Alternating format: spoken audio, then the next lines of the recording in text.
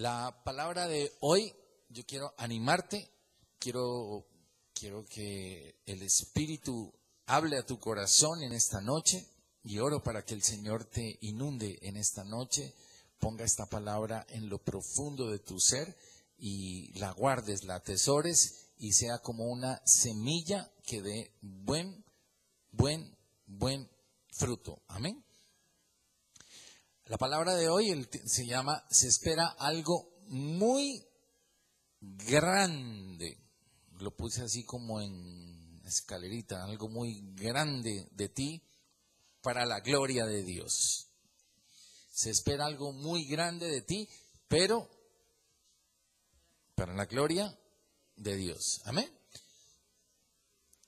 El libro de Jueces, así voy a hacer un resumen muy cortico. El libro de Jueces es la continuación del libro de Josué. Ustedes recuerdan que nuestro amigo Moisés los dejó al borde de la tierra prometida, a los judíos, a los hebreos, al pueblo de Dios, al pueblo de Israel, los dejó al borde y en ese momento nombra como sucesor a Josué. Josué les dice, vamos a entrar y entran a la tierra prometida. Josué es el líder que está a cargo de meter al pueblo a la tierra prometida. Entran, conquistan, empiezan a avanzar, pero hoy no voy a predicar de eso, pero si ustedes se dan cuenta en el libro de Jueces, empiezan a notar empiezan a notar que una vez que ya entraron y Josué muere, el pueblo empieza otra vez un proceso de rebeldía. Y empiezan, cuando el Señor dice, hay que matar a los amorreos, hay que matar a los jebuseos, hay que matar a todas las tribus, es un tipo para nosotros como cristianos que con el pecado no podemos negociar. O sea, cuando el Señor dice hay que matar, hay que matar.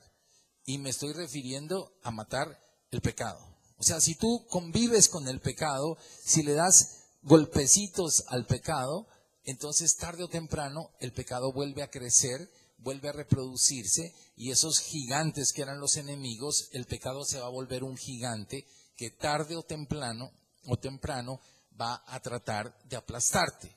Por eso cuando tú tomas decisiones en la vida cristiana, tienen que ser decisiones radicales, tienen que ser decisiones que uno diga, ok, yo ya entendí de parte de Dios que esto es lo que tengo que hacer y tú no negocias con el pecado. Entonces tú dices, se acabó y punto. Y eso hace que tu vida sea una vida bendecida. Este pueblo empezó a negociar con el pecado y en vez de eliminarlos, los asumieron como parte de sus tribus y ellos les tributaban a ellos. Entonces, cuando el pecado te tributa a ti, es un síntoma de que lo que viene es caótico. Si tú vas al libro de Jueces, voy a leerlo con ustedes, un pedacito, es que me gustaría leerlo todo esto, pero vamos a leer Jueces capítulo 2, el versículo número 10. Jueces capítulo 2, el versículo número 10. Leámoslo juntos. ¿Quién no tiene Biblia y le prestamos una Biblia? ¿Ahí tenemos más?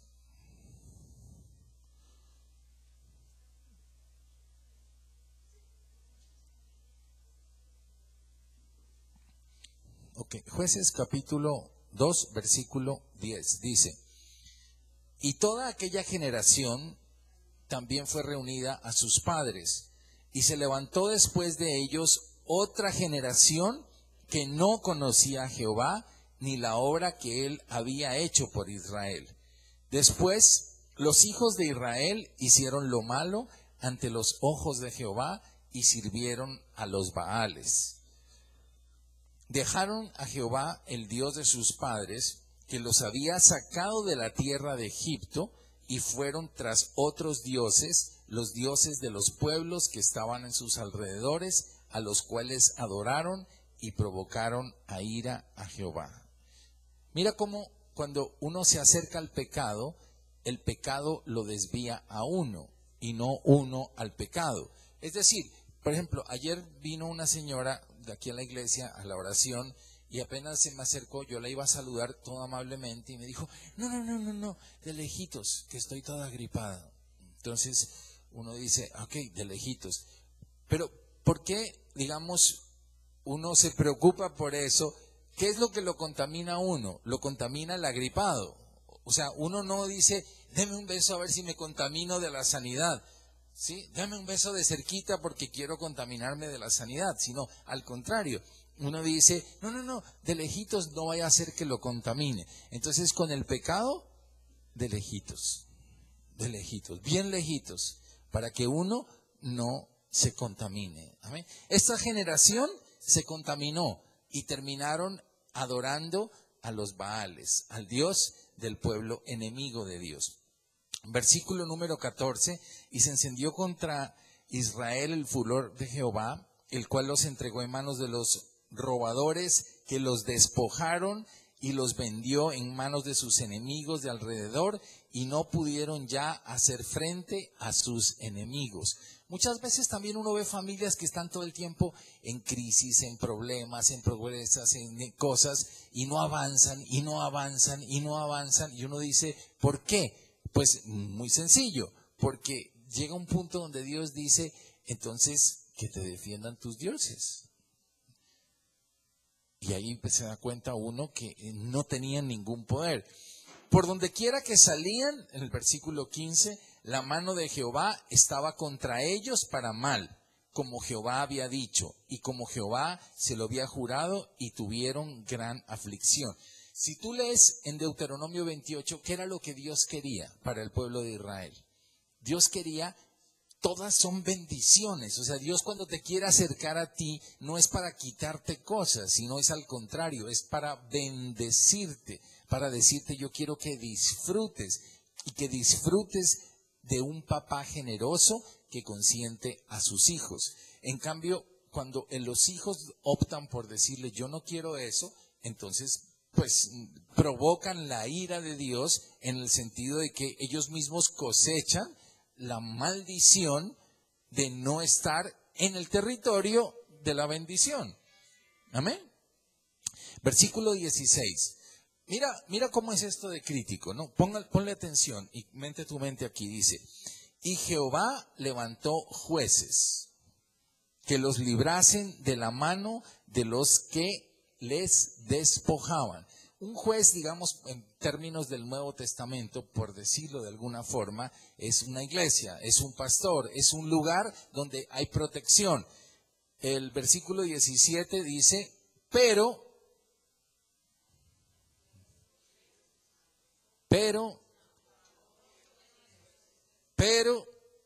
tampoco oyeron a sus jueces, sino que se fueron tras sus dioses ajenos, a los cuales adoraron, se apartaron pronto del camino que anduvieron sus padres, obedeciendo los mandamientos de Jehová. Ellos no hicieron así. Y cuando Jehová les levantaba jueces, Jehová estaba con el juez y los libraba de la mano de los enemigos todo el tiempo de aquel juez, porque Jehová era movido a misericordia por sus gemidos, a causa de los cuales los oprimían y afligían. Versículo 19. Mas acontecía que al morir el juez, ellos volvían atrás y se corrompían, más que sus padres, siguiendo a dioses ajenos para servirles e inclinándose delante de ellos, y no se apartaban de sus obras ni de su obstinado camino. Y la idolatría no solamente es imágenes. La idolatría no solamente es imágenes, sino, como lo hemos definido, idolatría es cualquier cosa que le quite el primer lugar a Dios. Cualquier cosa. Desde el deporte, desde la televisión, desde cualquier cosa que le quite el esposo puede volverse idolatría, la esposa puede volverse idolatría. Cualquier cosa que le robe el primer lugar a Dios, eso es idolatría. ¿Ok? Entonces, ¿cuál es el título de la prédica? ¿Se espera algo muy grande de ti para la gloria de Dios. Ok, ahora, ¿qué es grandeza? Y quisiera poner esta definición que me gustó. Alcanzar la grandeza significa sacar el máximo provecho de todo aquello que usted fue destinado a hacer, con lo que Dios le ha dado para la gloria de Dios y para el bien de los demás. Amén. Entonces, ¿qué es grandeza? Grandeza es que tú digas, yo tengo muchos dones dados por Dios. Tú tienes dones poderosos dados por Dios. Tú tienes dones, tú tienes dones. Cada uno de nosotros tiene dones especiales, naturales y sobrenaturales. Los cristianos, aparte de los naturales, tenemos los sobrenaturales. Entonces es doble regalo. Tenemos unos dones naturales, algunos pintan bien, otros tienen una habilidad sobrenatural para las matemáticas, otros, cada uno tiene un don especial.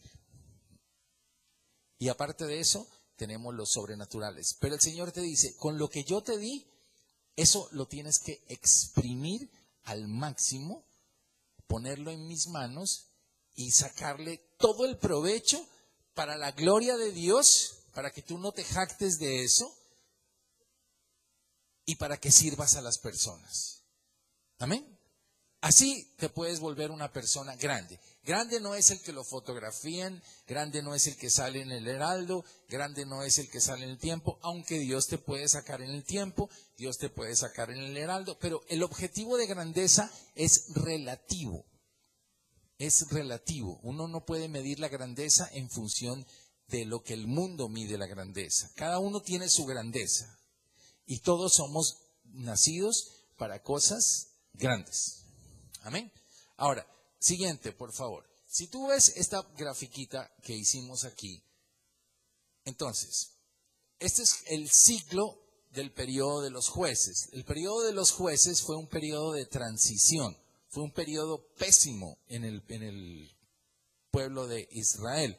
Ellos se movían ellos desobedecían y entonces eran oprimidos. Después de que eran oprimidos, Dios, ayúdanos, por favor, sálvanos, sácanos de esta situación. Entonces, él levantaba un juez y le decía, te voy a poner en tal iglesia con tal pastor. Ok. Entonces, las cosas volvían a empezar a funcionar, las cosas volvían a marchar bien y tenían un tiempo de paz. Después del tiempo de paz, se olvidaban de la fiesta y otra vez desobedecían, eran oprimidos.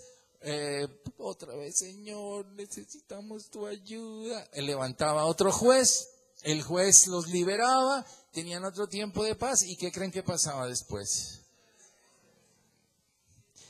Ahora, el problema es que ni siquiera es un círculo, sino yo me puse a pensar y lo rayé esto aquí, es más una espiral. Y la espiral es descendente y la espiral siempre va hacia abajo. Ni siquiera es un círculo vicioso, aunque lo pinté como un círculo, pero cuando estaba haciendo el tema me puse a pensar, es más una espiral y la espiral es peligrosa, porque la espiral siempre va hacia abajo y descendente. Es horrible el tema. Entonces, eso es el concepto. Yo oro, anhelo y sé que tu vida no es así. Sé que tu vida no es así. La idea de la vida de un cristiano es que nosotros pues luchamos, subimos, luchamos, subimos, luchamos, subimos, pero luchamos y subimos. Luchamos y subimos. Triste una persona que está... Ahora, en el fondo, ¿por qué buscaban a Dios? Esa es la gran pregunta. El único objetivo de la persona cuando está en este punto es porque está en un estado crítico. Me quebré. ¿Qué es lo que necesito? Que el Señor venga a solucionar mi problema financiero. En el fondo no lo necesito a Dios. Porque el arrepentimiento es cuando tú encuentras a Dios, dices yo actúo mal, hice algo que Dios me ha mostrado que está mal. Tú te arrepientes, pero sales de eso. ¿Me entiendes? ¿Me entiendes? Sales de esa situación. Pero el problema de este periodo oscuro del pueblo de Israel es que ellos realmente, el problema era que se solucionara el problema. El problema no es yo ofendí a Dios con esto. allí estás en la posición correcta. Cuando tú dices, con esto yo ofendí a Dios, Dios te perdona y Dios te restaura y Dios te levanta. Y ese es el anhelo de Dios. Dios te levanta y te dice, ok, tú me defraudaste en esto, pero tú me pediste perdón, yo te restauro y vuelvo a mi posición original. Pero no vienes aquí porque me están saliendo mal las cosas, todo se derrumbó dentro de mí. Y entonces, a raíz de esa canción, el Señor dice, ¿cuánto necesitas? Entonces gira un cheque y se soluciona el problema. Eso es un fastidio. Muchas personas buscan a Dios solamente para solucionar un problema, pero lo hermoso es cuando tú buscas a Dios porque sientes que tu corazón ha lastimado el corazón de Dios y dices, yo no quiero esto, yo no lo quiero esto para mi vida. Esto era el periodo de los jueces. Ahora, voy a hablar de una persona muy conocida por todos ustedes, que es el tercer juez, que lo han escuchado muchas veces y todos saben quién es. ¿Cierto? Que se llama Samgar. Es muy conocido, todos han escuchado de él, se predica muy a menudo en las iglesias y de ese juez quiero hablar en esta noche. ¿Por qué escogí a Samgar? ¿O por qué el Señor lo escogió a Samgar? No yo, sino por qué el Señor lo escogió. Porque Samgar es como tú y Samgar es como yo. Samgar es una persona que no es tan popular, que no es tan conocida, que no es tan importante, que no es tan famosa como yo. Entonces, por eso tú te vas a identificar esta noche con Samgar, ¿cierto? Porque Samgar es el juez número 3. ¿Quién había escuchado de Samgar? Ok, bueno, está bien. Ellos sí son teólogos ya formados y bien, me gustan. Ahora, vamos a la siguiente. ¿Cómo era el periodo de los jueces en ese momento en que estaba Samgar? Ya lo vimos. Entonces, dice allí, lo que se movía en ese momento era una cosa que se llamaba para nosotros hoy el relativismo moral. ¿Qué es el relativismo moral? Que cada uno haga lo que quiera, que por eso Jueces 21-25 dice, en estos días no había rey en Israel, cada uno hacía lo que bien le parecía. El relativismo moral es, pues, ¿qué problema tiene? ¿Tú crees que el homosexualismo está bien? Pues, no hay problema, no nos toquemos, no nos pisemos las mangueras. ¿Tú crees que esto, tú crees que lo otro, tú crees que se pueden ir a vivir juntos? Ok, es tu problema, mi problema. O sea, no, cada uno hace lo que a cada uno le parece. Ese es el principio satánico de Génesis. Ese es el árbol del conocimiento del bien y del mal. Eso es cuando yo defino lo que está bien y lo que está mal. Pero el principio divino, el principio de Dios es dice Dios, defino lo que está bien y lo que está mal. Entonces tú no te mueves por el relativismo moral, sino tú te mueves por la Escritura. Si Dios te dice, así funciona el matrimonio correcto, tú dices, así funciona el matrimonio correcto. Así debe ser la relación de papás, así debe ser. Así debe ser cada cosa como está escrita en la Biblia. Entonces, el segundo punto es, no existen los absolutos ni pautas de ninguna clase que gobiernen a los individuos ni a la sociedad. O sea, todo es relativo. No hay cosas absolutas, sino, ok. Alguien debía ser levantado por Dios para que diera un giro a la historia de Israel. Ahora, la pregunta que te hago es, ¿qué diferente es esa historia de Israel con lo que estamos viviendo hoy? Tú pisas una universidad, tú pisas un colegio, tú pisas una oficina, tú pisas un conjunto y es exactamente lo mismo que estamos viviendo hoy. Entonces, Dios necesita levantar un juez, necesita levantar una persona, necesita levantar un proyecto. La pregunta es, ¿tú quisieras ser levantado por Dios? ¿Quisieras que tú fueras esa persona que Dios llamara? A ti te necesito. Tú eres la persona que estoy buscando para que sea levantada, para que sea la persona, como vimos en el título, la persona de grandeza, la persona que se necesita. Y mira que en este caso, te voy a mostrar, en la Biblia aparece en Jueces, en el capítulo, hay dos citas de Samgar, en Jueces capítulo 5, versículo 6.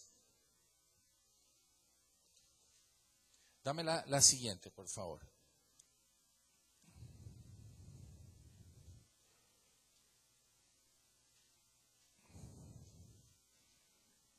¿Pasó? Ok, en Jueces capítulo 5, versículo 6 dice, en los días de Samgar, hijo de Anat, que fueron los días de Yael, los caminos se quedaron abandonados, los viajeros se apartaron por atajos escabrosos. ¿Qué quiere decir eso? Quiere decir que había un grupo de enemigos de Israel que eran los filisteos. Ponle a los filisteos un nombre, el pecado. Pero para efectos de Colombia, pues para hacerlo como un parecido, digamos que esto era las FARC. Y era como unas guerrillas. Y dice aquí que los caminos se quedaron abandonados, o sea, la gente le dio miedo empezar a circular por las vías principales y terminaron desviándose por atajos escabrosos, o sea, tenían que meterse por trochas y por otros caminos. Si quería ir de Barranquilla a Bogotá, no podía irme por la vía principal porque ahí fijo iba a estar las guerrillas distribuidas y el pueblo estaba completamente oprimido. ¿Por qué estaba oprimido el pueblo? Por causa del pecado. Porque habían dejado a Dios, porque se habían mezclado con el pecado, y entonces cuando la gente, es lo que vimos antes, se mezcla con el pecado, automáticamente viene la crisis, viene la depresión y viene el poder del mal sobre el gobierno de las cosas. Entonces, tú en tu barrio estás viviendo eso, ¿o no? ¿Qué ve uno? ¿Qué ve en Barranquilla? En este barrio se ve eso, en cada barrio se ve eso, la falta de Dios, la falta de la presencia de Dios. Y la iglesia, que debería estar llena por toda la gente de este barrio, ahorita no está. Entonces, por eso tú ves la ausencia de Dios en los corazones de las familias. Esta es una cita que da la Biblia. Y la otra cita aparece en Jueces 3:31. Dice: después de él fue Samgar, hijo de Anat, el cual mató a 600 hombres de los filisteos con una aguijada de bueyes, y él también salvó a Israel. La aguijada de bueyes, pues hay como dos formas, pero supongo yo que se refiere, pues cuando hay un par de toros arando, los toros llevan, el que va con los toros detrás lleva como un palo que tiene como una cosa así como un gancho, ¿cierto? Y entonces él lo mete en la tierra y los toros jalan y el gancho pues va haciendo como los surcos, va moviendo la tierra. Y también se puede referir a un coso que llevaba el personaje, que es como para pullar a los bueyes para que caminen. Por eso a Pablo le dijo, cuando fue en la época de la conversión, le dijo: dura cosa te es dar patadas contra el aguijón. Entonces le dijo: es como tonto que tú te pongas a pelear conmigo, porque es como un toro dándole patadas al aguijón. El que se hace daño es el toro y no el que tiene el aguijón. Entonces, eso es lo que se llama. Con una aguijada de bueyes salvó a Israel. Ok, entonces, voy a poner como ejemplo a este juez que es ultra famoso y ya todos lo conocían y todos habían escuchado la historia de nuestro amigo Samgar. En conclusión, él era, ¿qué era? ¿Qué era Samgar? Sí, pero digamos, sí, era un juez desconocido, correcto, pero era un campesino.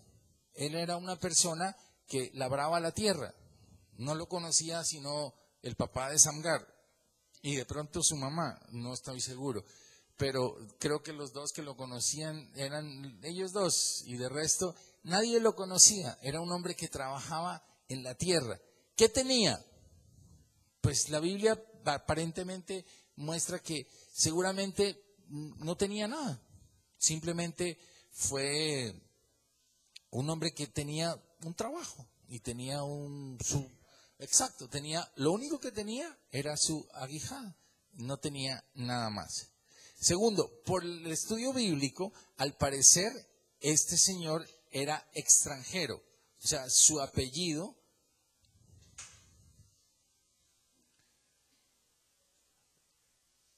Samgar, hijo de Anat,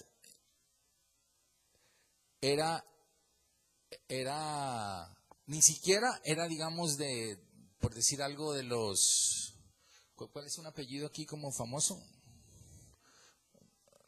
De los Char, o qué otro, no, digo así como de los rimbombantes de aquí. ¿Lacutir? Ok, entonces ni siquiera era un Lacutir que andaba así como, sino era un personaje como de decir jurado, ya, no lo conocía sino el papá y la mamá.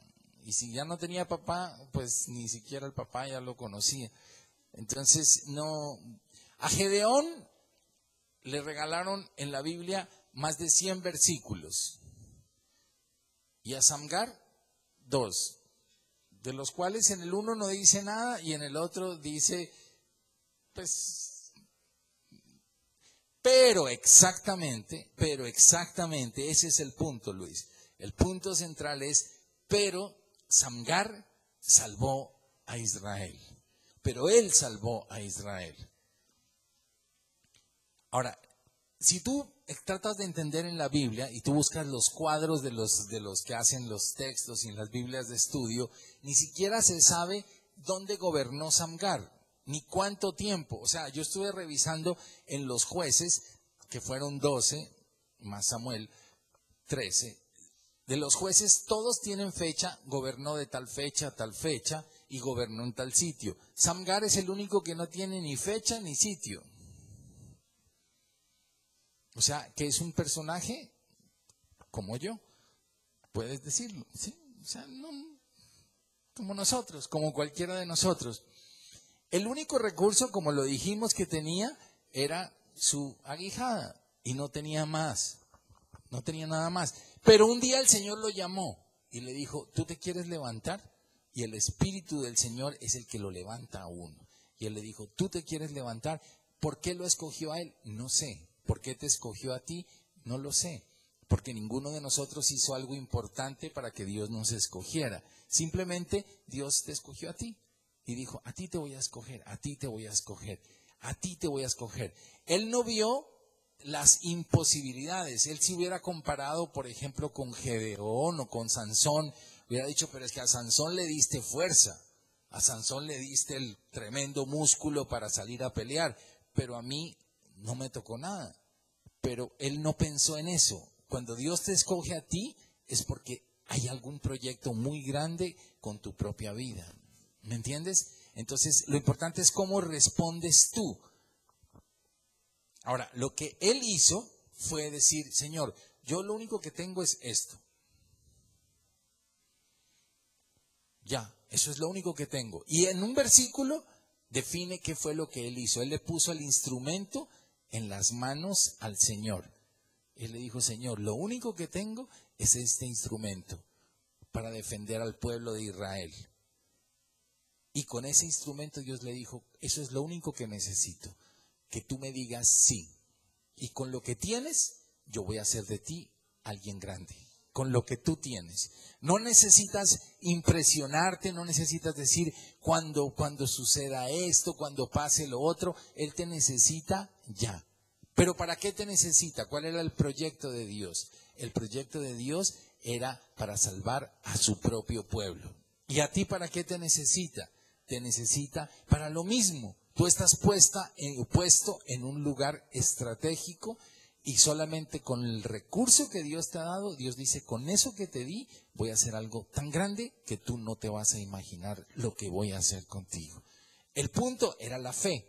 El punto era creerle a Dios y decir, sí, Señor, con solo esta aguijada, que ni sé para qué sirve la aguijada, con eso voy a salvar al pueblo de Israel.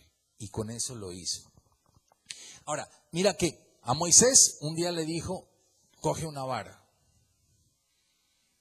A David, una piedra.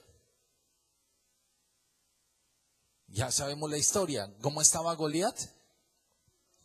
Goliat venía con toda la artillería pesada, medía 3 metros, tenía jabalina, tenía casco y tenía asistente para que le cargue las cosas. Él estaba bien dotado. Y David llegó con nada, con una bolsa y unas piedras. Eso es lo que hace grande a una persona. Cuando tú le crees a Dios que con lo que tienes, Dios va a hacer algo grande con tu vida. Eso es el tema. Yo puse aquí testimonio porque quiero hacer un corto testimonio chiquitín nada más. Cuando trabajábamos en la empresa, un día nos citaron para un proyecto que se llama un proyecto epidemiológico, o sea, es un tema para medir indicadores de cómo está alguna enfermedad en el país.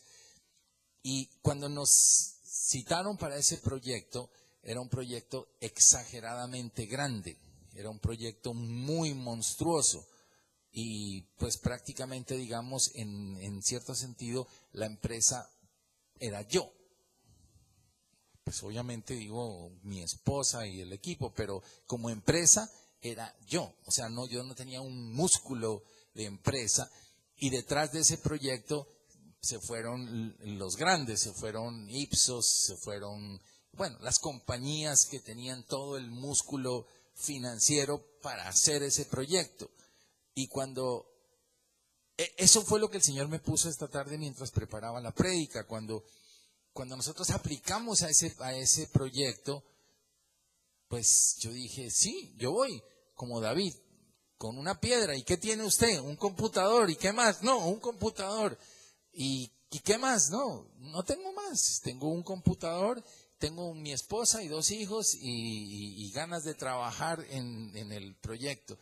Y el proyecto implicaba hacer unas mediciones, contratar una gente en diferentes ciudades del país. Me tocaba contratar un poco de carros y de camperos para que los camperos me movieran las personas por todas las ciudades. O sea, era un complique de proyecto, pero fenomenal, fenomenal. Tocaba mandar unas muestras de sangre por correo y eso después tocaba mandarlo desde Manizales hasta Cartagena. Tocaba centrifugar en cada ciudad bueno, mejor dicho, eso era el enredo de los enredos de proyecto. Y cuando un día me dicen, se lo vamos a adjudicar a ustedes. Y yo dije, caramba. Sí, pues ya quedé como medio asustado con el tema. Y ahí estaba también la Federación de Cafeteros, entonces me invitaron a la primera reunión y llegaron el doctor no sé qué, el doctor no sé qué, el doctor, y yo dije, ¿yo qué hago aquí sentado entre tanto doctor?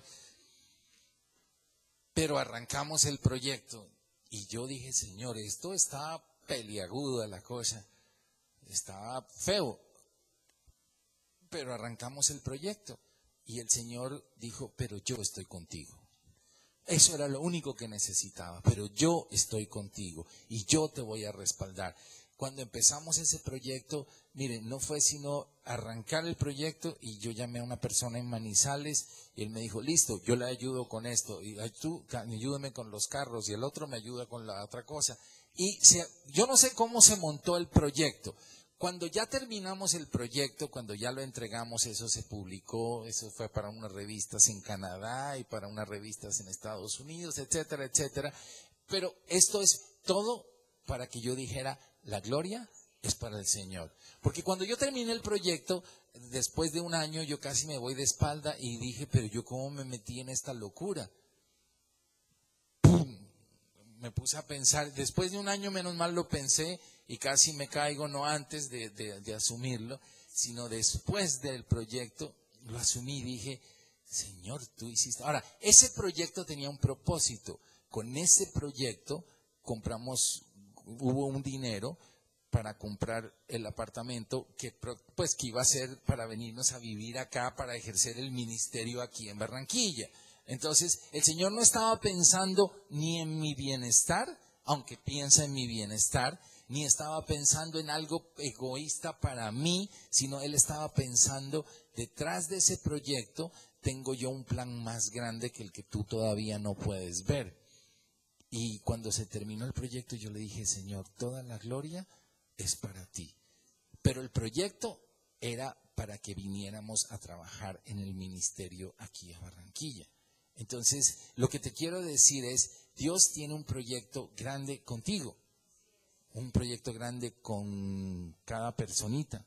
Y aunque hoy salgan las cosas como parece que fueran como al revés, pero no, Él está al control y Él sabe por qué está haciendo A o por qué está haciendo B cosa, ¿cierto? Y entonces, cuando uno le dice, Señor, el único instrumento que tengo es este computador, pero la diferencia es que yo lo tengo en tus manos. Napoleón Franco puede tener 100 computadores, pero no están en las manos del Señor. Entonces yo compito, no con Napoleón Franco, sino compito en el terreno celestial. Si tú tienes fe y si tú le dices, Señor, con esto que me has dado, úsalo para la gloria tuya, el peligro es que cuando lo uses y empiece a funcionar, no te vayas a coger la gloria, sino que tú digas, esto es para la gloria tuya, Señor. Y con un propósito que finalmente sea de bendición para otros. ¿Por qué toqué todo esto? Porque yo estimo y creo que en el periodo de los jueces, a ellos lo único que les importaba era su problema. Lo único que los hacía ir a buscar a Dios era su problema. Por eso eran cíclicos. No era el dolor, no era la intimidad con Dios, sino el problema de ellos era, yo perdimos el dinero, perdimos nuestras vacas, perdimos nuestro ganado. Dios, recupéralo todo. Y entonces Dios volvía a levantar un juez y el pueblo volvía otra vez. Pero nosotros no podemos ser en la vida cíclicos, sino que nuestra vida tiene que ser una vida caracterizada por ser parejita. Amén.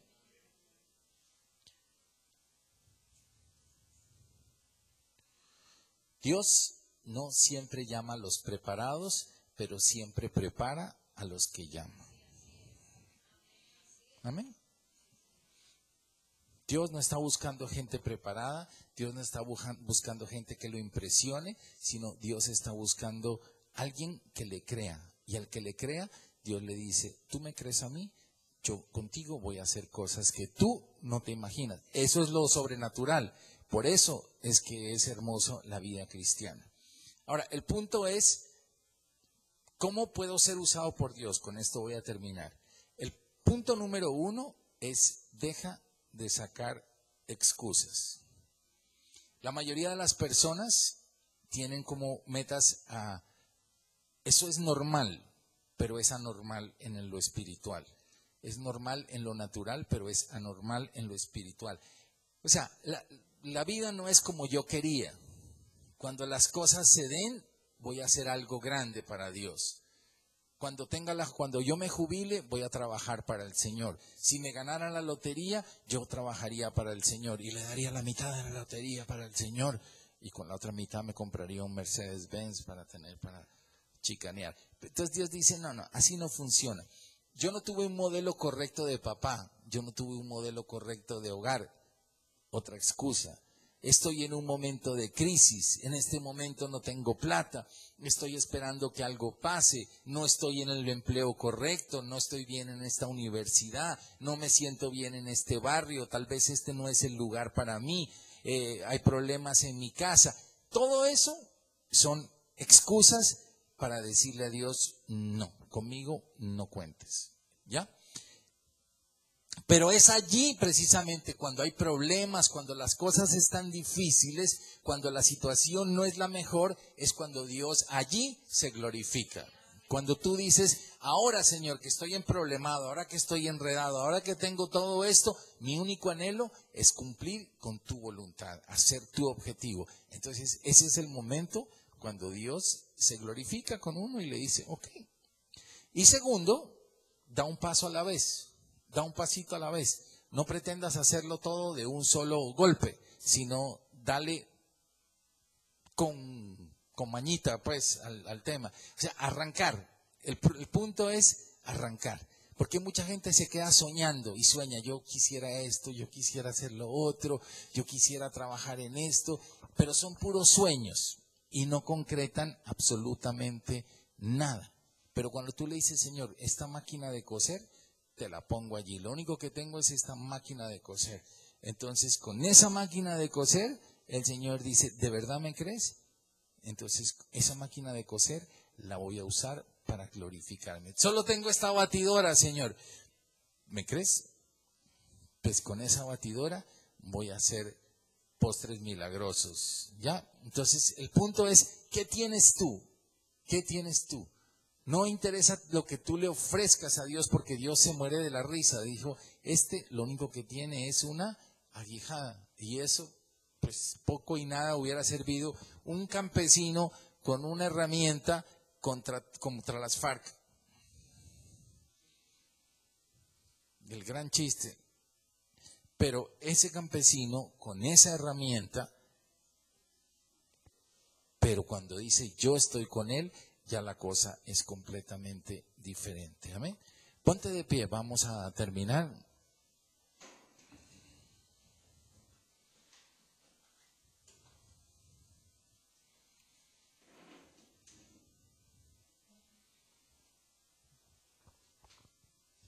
Ahora, ¿qué pasó? Yo no lo sé. El hombre mató 600 personas y los filisteos se dijeron, abrámonos de aquí. ¿Cómo lo hizo? Ni siquiera la Biblia lo relata. Si fue que les dio un día un mazazo a los 600 o los agarró de a poquitos ¿cómo lo hizo? No sé. La Biblia no lo dice y no puede uno especular sobre lo que la Biblia no dice. Pero lo que sí dice es lo que tú dijiste ahorita, pero salvó a Israel. Salvó a Israel. Y Dios te tiene aquí para que tú salves a tu familia, para que tú salves tu vida, para que tú cumplas un proyecto y un propósito de Dios. Y tal vez eso es lo que creo que viene dentro de 2 carpas virtuales. Estamos llenos de inseguridad, de creer que no valemos nada, pero con esto, Señor, y Él dice, sí, con eso es que voy a hacer algo grande, grande. Solo escogió 12 personas en Israel. ¿Cuántos millones de personas debieron existir en Israel en ese tiempo? Pongámosle 5 millones, por poquito. De 5 millones de gente que caminaba como vacas, que donde va uno, van todos, solo 12 personas escogió y dijo, te voy a escoger a ti, te voy a escoger a ti, te voy a escoger a ti. Y el Señor esta noche te escoge a ti. Y lo único que quiere es decirte, deja de excusarte, deja de decirme yo no puedo, deja de decirme no tengo con qué, no tengo cómo, pero yo no sé, sino lo que el Señor te dice es, a ti te voy a escoger. Y con lo que te di, voy a hacer algo tan grande que tú misma no vas a imaginarte lo que voy a hacer. Amén. Cierra tus ojos y dile, Señor, gracias. Gracias, Señor. Gracias, Señor. Que esta noche el Señor está llamando a personas, te está diciendo, empiezas un tiempo lindo conmigo. La gracia de los jueces es que se ponían a cuentas, pero tú no vas a ser como ellos que vas a volver en bajada, sino que tú dices, salí y hasta luego, voy para arriba, vamos para arriba. Mi dolor es ofender a Dios. Mi dolor no es el problema. Muchas veces los problemas, insisto, hay algunos problemas, no todos son por esa causa, pero muchas familias están enredadas y emproblemadas porque han seguido jugando y dando vueltas, jugando y dando vueltas, jugando y dando vueltas. Generaciones que realmente no se acercan a Dios, generaciones que no le temen a Dios de corazón, generaciones que solamente buscan el favor de Dios, pero no lo buscan a Él de corazón. Ese fue el periodo oscuro y feo del periodo de los jueces, a diferencia de lo que siguió después en la Biblia. Pero tú puedes decirle: Señor, yo te anhelo es a ti, Señor. Lo único que quiero es tener mi corazón contigo, Señor. Y gracias porque tú pensaste en mí para ese proyecto grande al que me has llamado. Yo he creído que no tengo nada, yo he creído que tengo poco, yo he creído que no valgo mucho, yo he creído que no tengo esa habilidad, yo he pensado que tal vez Sansón lo puede hacer, he pensado que tal vez David lo puede hacer, he pensado, pero tú dices: no, yo te busqué a ti. Cuando buscó a Moisés, Moisés le dijo: no, mejor porque no hablas con Aarón y que Aarón lo haga. Y ese fue el error de Moisés, haberlo metido a Aarón en la fiesta. Y tal vez el Señor te está diciendo: no, yo te estoy buscando, es a ti te estoy buscando, porque tú tienes algo que nadie más tiene, sino solamente lo tienes tú. ¿Por qué? Porque yo te lo di a ti. No es porque tú lo tengas, sino porque yo mismo te lo di a ti. Y necesito que lo que yo te di, lo uses para mí. Así que, Señor, en esta noche yo me dispongo a creer que hay un proyecto especial para mi vida, Señor. Lo voy a ver, me voy a gozar. Y así como quedó escrito en la Biblia, estas personas que te creyeron, lo mío quedará escrito en el libro de la vida. Cuando yo llegue a tu presencia, también estará escrito mi nombre y dirá: tú me creíste a mí, mira lo que tú construiste para mí, mira lo que hiciste para mí. Así que párate firme. Si estás jugando con el pecado, si estás jugando como el libro de los jueces, hoy es el día para que tomes una decisión radical y puedas decir: no, yo no. Yo no soy ese tipo de persona que fluctúa y da esa vuelta y la vuelta y la vuelta. Yo no voy en una espiral descendente. Mi vida va en una ascenso, va en una vertical ascendente. Nací para ser bendecido. Nací para la grandeza de Dios. Nací porque Dios me vio a mí grande y nací para darle la gloria a Dios. Y las proezas y las cosas grandes que voy a lograr con el Señor, las voy a testificar, pero no me olvidaré de decir que lo que hice, lo hice por la gracia de Dios y para la gloria de Dios. Amén. Gracias, Señor, por esta noche. Bendigo a cada persona que recibió esta palabra en el nombre de Jesús. Amén.